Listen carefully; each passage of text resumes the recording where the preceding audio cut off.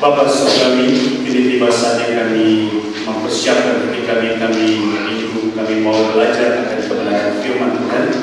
Dan kami berdoa biarlah sungguh kuasa Kudus yang menolong setiap kami jemaat Tuhan yang hadir, sehingga sungguh kami dapat mengerti akan kebenaran firman-Mu, dan setiap kami juga ditolong, dimampukan untuk menjadi pelaku-pelaku kebenaran firman Tuhan. Berbicaralah bagi kami, karena kami sudah siap mendengarnya. Dalam nama Yesus kami berdoa. Amin. Mari kita buka bersama di dalam Yeskiel pasal 36 ayat 26 dan 27.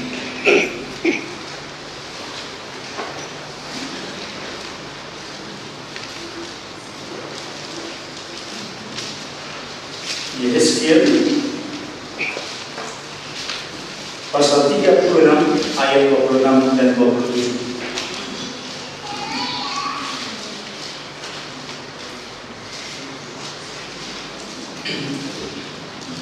Kalau sudah ditemukan, saya mengajak setiap kita untuk membacanya bersama-sama karena hanya 2 ayat. 1, 2, 3. Kamu akan memberikan hadiah baru dan roh yang baru di dalam hatimu, dan aku akan menjauhkan dari hukum hati yang keras dan memberikan kepadamu hati yang taat. Rohku akan memberikan diam di dalam hatimu, dan aku akan membuat kamu hidup menurut segala ketetapanku, dan tetap berpegang pada peraturan-peraturanku dan melakukannya. Sampai di situ pembacaan firman Tuhan. Haleluya.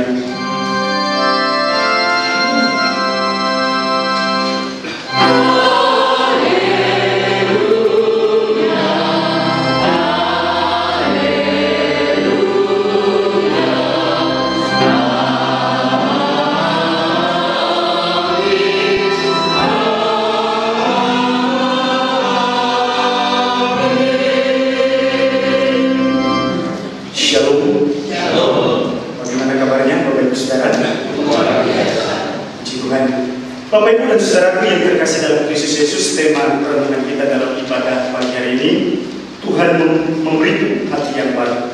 Saudara, burung elang merupakan jenis unggas yang memiliki umur paling panjang di dunia.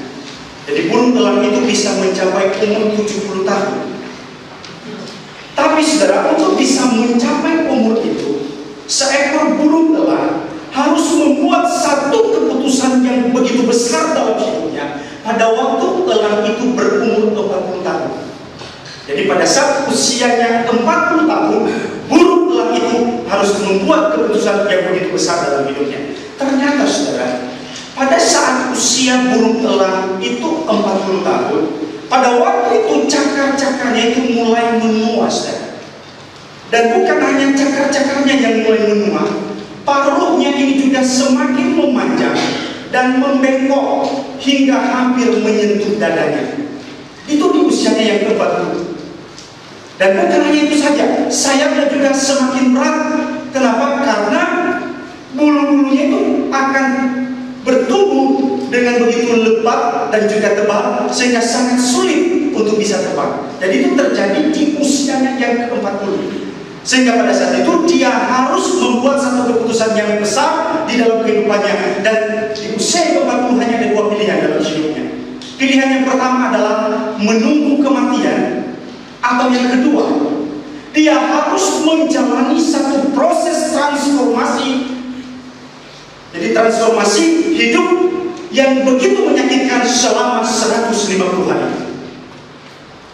Jadi saudaraku, pada saat seekor burung elang itu memulai proses transformasi hidup itu, dia harus berusaha keras untuk bisa terbang dan mencapai puncak gunung, dan kemudian membuat sarang di ujung dari jurang itu, dan dia tetap tinggal di sana selama proses itu. Dan selama proses itu, seekor burung elang itu harus mematokkan paruhnya ini ke batu karang sampai paruhnya ini lepas dari mulutnya. Kemudian dia menunggu sekian lama untuk apa? Untuk paruhnya itu tumbuh kembali. Jadi paruh yang baru bisa tumbuh kembali. Dan kalau paruh yang baru itu sudah tumbuh kembali, maka paruh yang baru itu akan melepaskan cakar-cakarnya yang sudah mulai menua. Dan dia juga harus menunggu waktu lagi supaya cakar-cakar baru bisa tumbuh. Dan setelah cakar-cakar baru itu sudah tumbuh, cakar-cakar itu akan mulai mencabut bulu-bulunya satu demi satu. Dan ini proses yang begitu panjang dan sangat menyakitkan, saudara. Dan setelah 5 bulan, saudara, setelah 5 bulan, bulu-bulu yang baru itu bisa atau mulai tumbuh dengan sempurna sehingga dia bisa terbang lagi dan memulai kehidupan yang baru dengan energi yang baru lagi. Jadi ada satu proses yang begitu panjang dan begitu menyakitkan yang harus dialami dalam hidupnya. Demikian juga halnya dalam hidup kita sebenarnya sebagai umat manusia. Kalau kita mau mengalami transformasi hidup, maka setiap kita juga membutuhkan kerja keras, usaha, dan juga kerelaan. Sekalipun memang butuh waktu atau proses yang begitu panjang dan menyakitkan dalam proses transformasi itu. Dan hal itu juga sebenarnya yang terjadi di dalam kehidupan bangsa Israel di dalam pelayanan Yeskiel ini. Jadi mereka sebenarnya dalam teks ini sedang dimurnikan oleh Tuhan, sedang disucikan oleh Tuhan melalui apa? Melalui pembuangan dan juga penderitaan di Babel. Jadi pembuangan dan penderitaan di Babel itu bukan karena Allah tidak sayang kepada bangsa Israel, tetapi itu Allah izinkan di dalam kehidupan bangsa Israel sebenarnya untuk mentransformasi kehidupan bangsa Israel, untuk membaharui kehidupan bangsa Israel, untuk mengubahkan kehidupan bangsa Israel sehingga mereka bisa menjadi umat yang taat dan sungguh-sungguh mengasihi Allah dalam hidupnya, dalam hidup mereka. Jadi pembuangan ke Babel itu bukan karena Allah tidak sayang kepada mereka, tapi itu sebagai satu proses yang Allah pakai untuk mentransformasi kehidupan bangsa Israel, untuk memulihkan kehidupan mereka. Saudara yang terkasih, pada waktu itu Babel mengalahkan bangsa Israel. Babel mengalahkan bangsa Israel dan Raja Babel, yaitu Nebukadnezar pada waktu itu, dia juga membawa orang-orang Yahudi itu menjadi tawanan ke Babel. Dan itu terjadi dalam 3 tahap, saudara. Jadi itu terjadi dalam 3 tahap. Yang pertama, tahun 650 sebelum Masehi, saudara, para pemuda-pemuda terpilih dari orang-orang Yahudi dibawa menjadi tawanan ke Babel. Dan salah satu yang masuk di dalamnya adalah Daniel pada waktu itu, bukan Daniel yang Wijaya. Jadi Daniel termasuk pada waktu itu jadi salah satu dari pemuda terbaik dari orang Yahudi yang dibawa ke Babel. Itu tahap pertama dari penawanan yang dilakukan oleh Babel. Lalu yang kedua itu sekitar tahun 597 sebelum Masehi.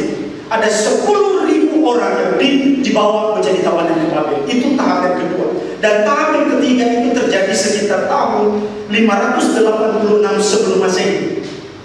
Pada saat itu pasukan Nebukadnezar itu menghancurkan kota dan juga bait suci mereka, dan sebagian besar dari orang-orang Yahudi yang tidak terbunuh itu dibawa menjadi tawanan ke Babel. Jadi inilah 3 tahap yang dilakukan oleh Raja Babel untuk menawar orang-orang Yahudi. Saudaraku yang terkasih dalam Kristus Yesus, sebenarnya kalau kita memperhatikan bahwa orang Israel itu adalah umat pilihan Allah. Mereka itu adalah umat pilihan Allah, tetapi sayang sekali status mereka sebagai umat pilihan Allah itu sudah ternodai, saudara, oleh karena ulah mereka, oleh karena dosa, oleh karena perbuatan, oleh karena ketidaktaatan mereka kepada Allah. Dan bukan saja hanya status mereka yang menjadi ternodai, tetapi Alkitab berkata akibat dari perbuatan dan ketidaktaatan bangsa Israel itu juga menyakitkan hati Allah. Jadi sakitnya itu di sini. Coba kita perhatikan di ayat 21 dikatakan begini. Aku merasa sakit hati, itu kata Tuhan. Aku merasa sakit hati karena nama yang kudus dinajiskan oleh kaum Israel di tengah-tengah bangsa di mana mereka datang. Saudaraku, bukan saja status mereka sebagai umat Allah yang menjadi ternodai, tapi Allah juga dibuat sakit hati oleh bangsa Israel. Oleh karena apa? Oleh karena namanya yang kudus itu menjadi najis di antara bangsa-bangsa di mana umat Israel itu datang. Jadi namanya yang kudus itu menjadi ternodai, menjadi najis oleh karena tingkah laku, oleh karena perbuatan bangsa Israel. Jadi dampaknya bukan hanya pada diri mereka, tapi juga kepada Allah. Makanya kalau kita memperhatikan di dalam pasal 36 ini, khususnya mulai dari ayat 21 sampai 23, saudara, ada 4 kali Nabi Yesaya menyebutkan tentang nama Tuhan itu dinajiskan. Sebenarnya hal itu menunjukkan bahwa kepedihan hati Allah itu begitu mendalam. Oleh karena apa? Oleh karena umatnya tidak bisa menjaga kekudusan namanya. Umatnya tidak bisa menjaga kekudusan nama Allah melalui status mereka sebagai umat Allah. Saudara yang terkasih, sebenarnya dari bagian ini kita juga bisa belajar dalam hidup ini. Pada saat umat Allah ataupun seorang percaya itu berbuat dosa, melakukan ketidakbenaran, hidup tidak taat kepada Allah, sebenarnya yang malu itu bukan hanya dirinya sendiri, bukan hanya keluarganya atau keluarga besarnya, tapi juga Allah dipermalukan. Jadi kita bisa aplikasikan bagian ini dalam hidup kita. Jadi perbuatan ulang ketidaktaatan bangsa Israel bukan saja menodai hidup mereka sebagai umat pilihan Allah, tapi juga menodai kekudusan nama Allah. Demikian halnya dalam hidup kita. Kalau kita sebagai orang yang sudah percaya Yesus dalam hidup ini masih bertekun dalam dosa, hidup dalam dosa, hidup dalam ketidakbenaran, hidup tidak taat kepada Allah, maka sesungguhnya bukan hanya diri kita yang merasa malu, bukan hanya keluarga kita yang merasa malu, tapi Allah dipermalukan di dalam dan melalui kehidupan kita. Makanya jangan sekali-sekali kita hidup tidak benar, jangan sekali-kali kita hidup tidak taat kepada Allah.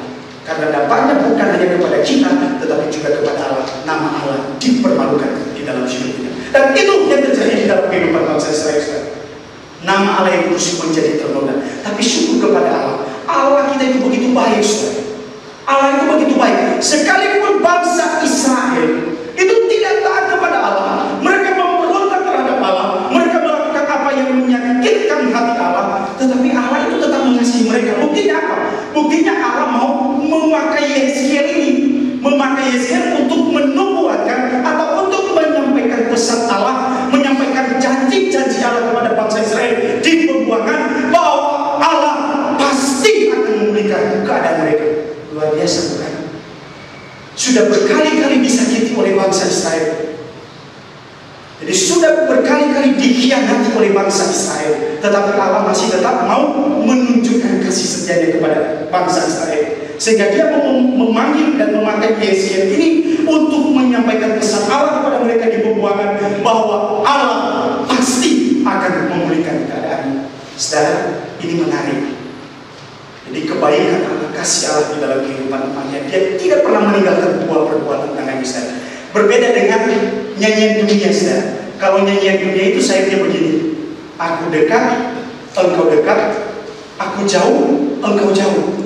Nah, itu nyanyian dunia. Tapi di dalam konsep Allah kita, aku dekat, Allah dekat.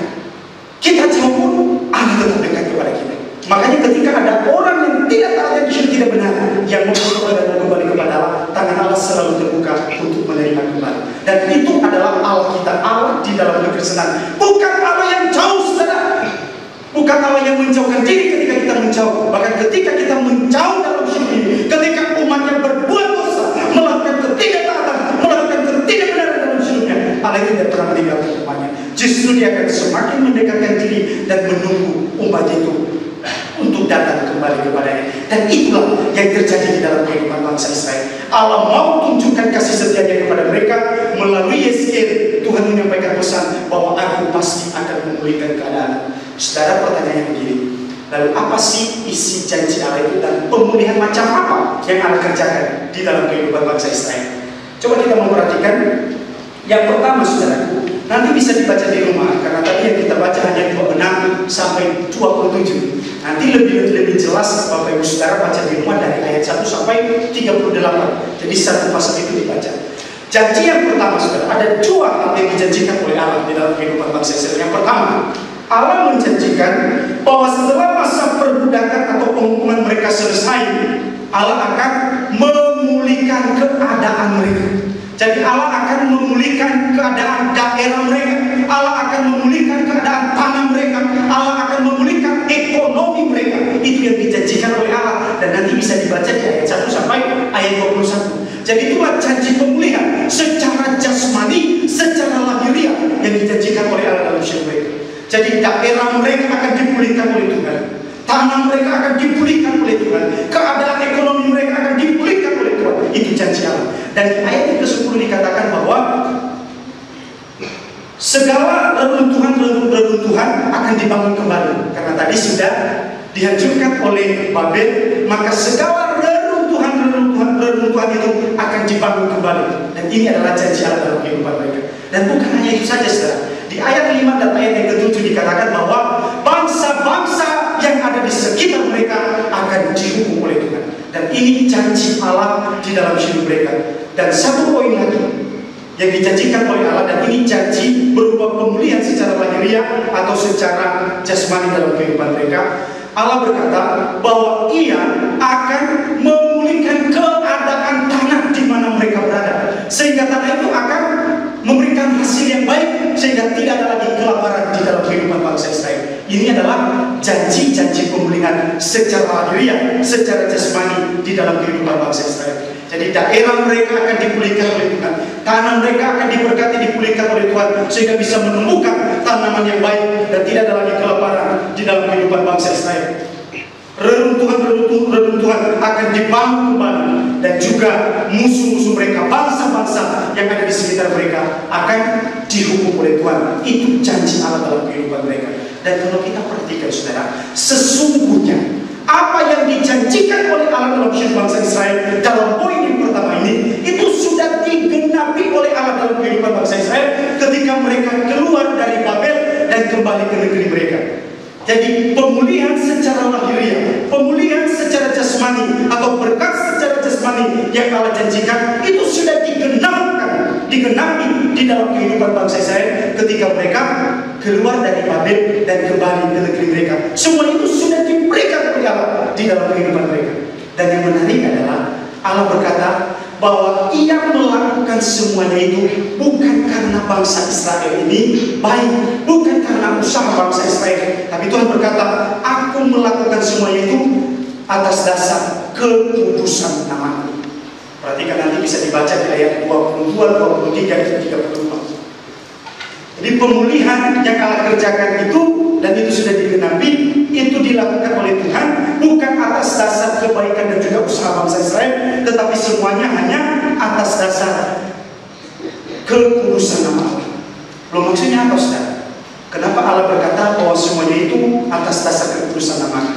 Ternyata, saudara, tujuan Allah adalah ketika Dia membebaskan bangsa Israel, membebaskan bangsa Israel dari perbudakan di Babel selama bertahun-tahun, pada saat itu nama Allah akan kembali dimuliakan. Jadi pada saat pembebasan itu terjadi, pada saat pemulihan itu terjadi, maka bangsa-bangsa akan melihat karya Allah di tengah-tengah kehidupan umatnya, sehingga bangsa-bangsa akan kembali memuliakan Allah dan namanya akan kembali dimuliakan oleh segala suku dan bangsa. Makanya dikatakan bahwa dasarnya adalah kekudusan nama-Ku, bukan karena engkau baik, bukan karena usahamu, bukan karena engkau layak, tapi karena kekudusan nama-Ku. Jadi melalui pembebasan dan pemulihan yang dikerjakan oleh Allah dalam kehidupan bangsa Israel, sebenarnya di situ kekudusan nama Allah kembali diperbaiki, saudara. Bangsa-bangsa kembali menyatakan kemuliaan kepada Allah atas karyanya yang dikerjakan di dalam kehidupan bangsa Israel. Dan ini yang menarik, saudara. Jadi bukan atas dasar kebaikan dan juga usaha bangsa Israel, tapi semuanya karena kekudusan Allah sendiri. Jadi karena kekudusan Allah, Dia mau melakukan semuanya. Sedangkan kalau kita memperhatikan, sebenarnya keternodaan nama Allah itu bisa kita perhatikan di ayat 20. Coba perhatikan Alkitabnya di ayat 20 pasal 36. Di mana saja mereka datang di tengah bangsa-bangsa, mereka menajiskan nama-Ku yang kudus. Dalam hal orang menyindir mereka, katanya mereka umat Tuhan, tetapi mereka harus keluar dari tanahnya. Nah ini sebenarnya yang membuat nama Allah itu ternoda, saudara. Jadi bangsa-bangsa itu menyindir bangsa Israel. Mereka berkata, loh, katanya mereka umat Allah, tapi mereka keluar dari tanah mereka. Gimana Allahnya? Apakah Allahnya tidak bisa menolong mereka? Apakah Allahnya tidak bisa berkuasa? Mengapa orang pilihan Allah, mengapa umat pilihan Allah sindiran bangsa-bangsa kepada bangsa Israel. Dan itu yang membuat nama Allah yang kudus menjadi ternoda. Jadi sindiran bangsa-bangsa inilah yang membuat nama Allah itu ternoda. Bangsa Israel mengalami kekalahan, dan Allah izinkan itu terjadi dalam hidup mereka karena ketidakdatang mereka dan untuk membentuk kehidupan mereka. Dan sindiran bangsa-bangsa itu yang membuat nama Allah menjadi ternoda. Jadi bukan hanya mereka sebagai umat Allah yang tersindir dan ternoda, tetapi mereka juga memberikan sindiran ini kepada Allah. Jadi ketika bangsa-bangsa itu berkata, katanya mereka ini umat Allah, tapi kenapa mereka harus keluar dari Kanaan? Mengapa umat Allah harus kalah? Di mana Tuhanmu? Apakah Tuhanmu tidak berkuasa? Apakah Tuhanmu tidak sanggup menolongmu sehingga kau harus keluar dari tanganmu dan kau menjadi tawanan? Sekarang inilah yang membuat nama Tuhan menjadi ternoda. Dan perhatikan, ketika pemulihan dan pembebasan dari perbudakan itu dikerjakan oleh Allah, maka segala bangsa mata mereka terbuka dan melihat bahwa ternyata Allah Yahweh yang disembah oleh bangsa Israel bukan Allah yang lemah, bukan Allah yang tidak berkuasa. Dia adalah Allah yang berkuasa, yang sanggup untuk memulihkan keadaan umatnya. Sehingga di ayat 23 bagian B dikatakan, dan bangsa-bangsa akan mengetahui bahwa Akulah Tuhan. Jadi pada saat Tuhan membebaskan umatnya, pada saat Tuhan memulihkan umatnya, bangsa-bangsa akan melihat bahwa Allah yang disembah oleh bangsa Israel, Yahweh, adalah Allah yang berkuasa. Dan dengan itu mereka juga akan mengetahui bahwa Dia adalah Tuhan dan memberikan kemuliaan hanya kepada-Nya. Jadi pemulihan dari perbudakan yang dikerjakan oleh Allah itu didasari pada kekudusan Allah sendiri, supaya bangsa-bangsa melihat bahwa Dia adalah Tuhan, Dia adalah Allah yang berkuasa. Saudara yang terkasih dalam Kristus Yesus, tidak berhenti sampai di situ, saudara. Jadi janji Allah di dalam kehidupan bangsa Israel tidak berhenti sampai di situ. Itu tadi janji yang pertama. Janji yang kedua ada di dalam teks yang kita baca tadi di ayat 26 dan 27. Allah akan memberikan hati yang baru kepada bangsa Israel. Ayat 26 dan 27 dikatakan begini, kamu akan memberikan hati yang baru dan roh yang baru di dalam batinmu, dan aku akan menjauhkan dari tubuhmu hati yang keras dan kuberikan kepadamu hati yang taat. Rohku akan kuberikan diam di dalam batinmu, dan aku akan membuat kamu hidup menurut segala ketetapanku dan tetap berpegang pada peraturan-peraturanku dan melakukannya. Janji yang kedua, saudara. Kalau tadi janji yang pertama itu pemulihan secara lahiriah, secara jasmani, berkat secara jasmani, sekarang berkat rohani. Jadi berkat batiniah, saudara. Allah akan memulihkan keadaan mereka, memberikan kepada mereka hati yang baru dan juga roh yang baru. Artinya apa, saudara? Artinya yang pertama, bahwa Allah akan memberikan kepada bangsa Israel hati yang baru, yaitu hati yang disucikan, hati yang dimurnikan oleh Allah dari dosa dan kenajisan. Itu juga bisa diperhatikan di ayat sebelumnya, ayat 25. Jadi Allah mentahirkan umatnya. Hati yang baru yang diberikan kepada mereka adalah hati yang sudah disucikan, hati yang sudah dimurnikan oleh Tuhan dari segala dosa dan juga segala kenajisan. Sehingga bukan lagi itu yang ada dalam hati mereka, bukan segala yang berdosa, bukan segala yang najis, bukan segala yang jahat. Semua itu dijauhkan oleh Tuhan dari mereka dan memberikan hati yang baru, hati yang sudah dimurnikan dan disucikan oleh Tuhan dari dosa dan kenajisan. Itulah hati yang baru. Lalu yang kedua, saudara, Tuhan memberikan hati yang baru kepada mereka dalam pengertian Tuhan menjauhkan hati yang lama dan memberikan kepada mereka hati yang baru, yaitu hati yang taat.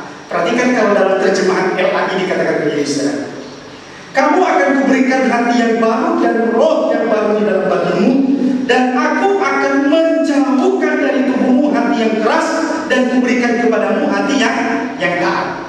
Jadi Lembaga Alkitab Indonesia mengatakan begini, aku akan menjauhkan dari tubuhmu hati hati yang keras dan memberikan kepadamu hati yang taat. Dalam terjemahan dalam versi bahasa Ibrani saudara dikatakan begini, aku akan mengambil dan membuang jauh dari tubuhmu hati batu, stone. Jadi dia pakai hati batu, dan akan memberikan kepadamu hati daging, flesh.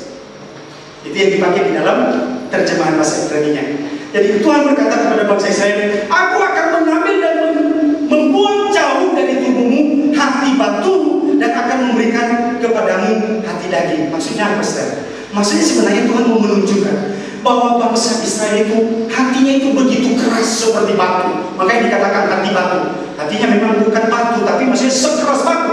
Hati mereka yang tidak mau dibentuk oleh Tuhan. Hati mereka yang selalu hidup di dalam pemberontakan kepada Tuhan. Hati mereka yang tidak mau taat kepada Tuhan. Itu disebut sebagai hati yang membatu, tidak mau dibentuk oleh Tuhan. Maka Tuhan berkata, hati batu itu akan kuambil daripadamu dan akan kubuang jauh, dan akan kugantikan dengan hati daging. Maksudnya apa, saudara? Jadi Tuhan akan memberikan kepada mereka hati daging, hati yang lembut, hati yang bisa dibentuk oleh Tuhan, hati yang senantiasa tunduk dan taat kepada Tuhan.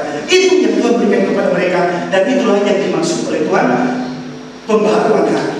Itulah hati yang Tuhan berikan kepada bangsa Israel. Jadi bukan lagi hati batu yang tidak mau dibentuk, hati yang keras, hati yang tidak mau taat kepada Tuhan. Tuhan memberikan hati daging yang lembut, yang bisa dibentuk oleh Tuhan, dan yang juga senantiasa tunduk dan taat kepada Tuhan. Pertanyaannya saudara, sekarang ini kalau kita bandingkan dengan bangsa Israel, hati kita seperti apa?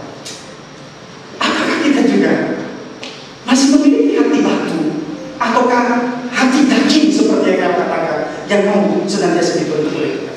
Kita masing-masing yang bisa tahu keberadaan diri kita.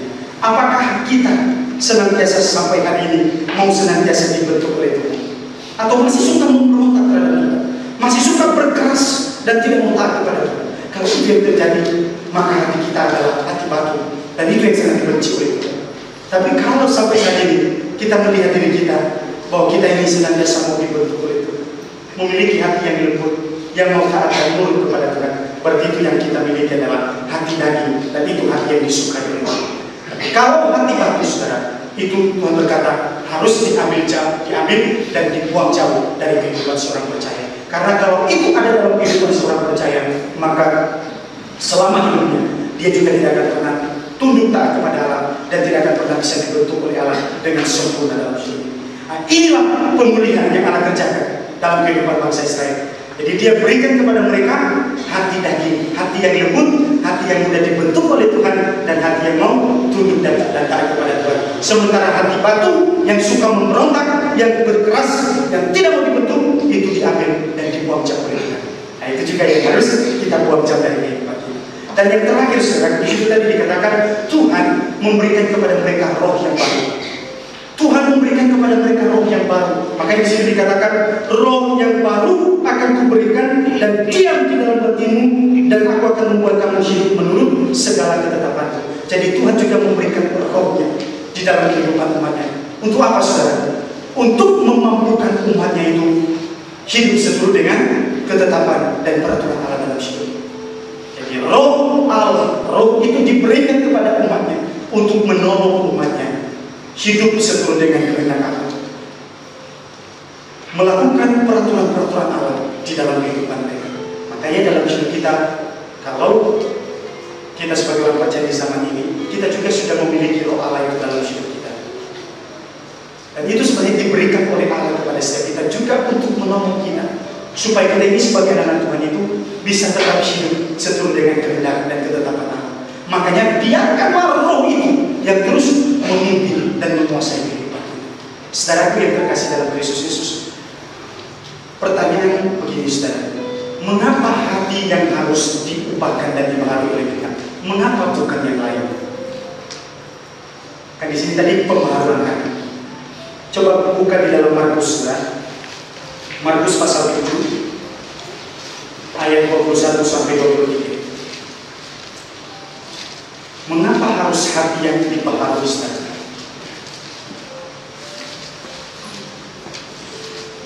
Markus pasal 7 ayat 21 dan 23 saya akan bacakan kepada kita sekalian. Sebab dari hati orang timbul segala pikiran jahat, percabulan, pencurian, pembunuhan, perzinahan, keserakahan, kejahatan, kelicikan, hawa nafsu, iri hati, hujat, kesombongan, kebebalan. Semua hal-hal jahat ini timbul dari dalam dan menajiskan orang. Ini pentingnya saudara, hati ini yang dibaharui. Tuhan membaharui hati bangsa Israel. Karena sesungguhnya segala sesuatu yang menajiskan orang itu lahir dari dalam saudara. Jadi kalau perbendaharaan hatinya diisi dengan hal-hal yang jahat, diisi dengan hal-hal yang kotor, diisi dengan hal-hal yang najis, maka itu yang akan tampil di permukaan. Segala kejahatan, segala kenajisan itu yang terjadi. Makanya Tuhan perlu sekali untuk membaharui hati umatnya, supaya perbendaharaan hatinya itu kan diisi dengan hal-hal yang baik. Saudara yang terkasih, dari perenungan kita pada pagi hari ini kita belajar satu hal, bahwa Tuhan yang sanggup melakukan transformasi hidup. Tuhan yang sanggup membaharui hati setiap kita. Oleh karenanya, marilah kita senantiasa datang kepada Tuhan, tunduk kepada Tuhan, biarkan Dia bekerja membentuk kehidupan saudara dan saya. Amin. Tuhan Yesus memberkati kita sekalian. Bapa Surgawi, kami bersyukur untuk kebenaran firman-Mu yang mengingatkan kami bahwa pembaharuan hati itu sangat penting dalam kehidupan kami.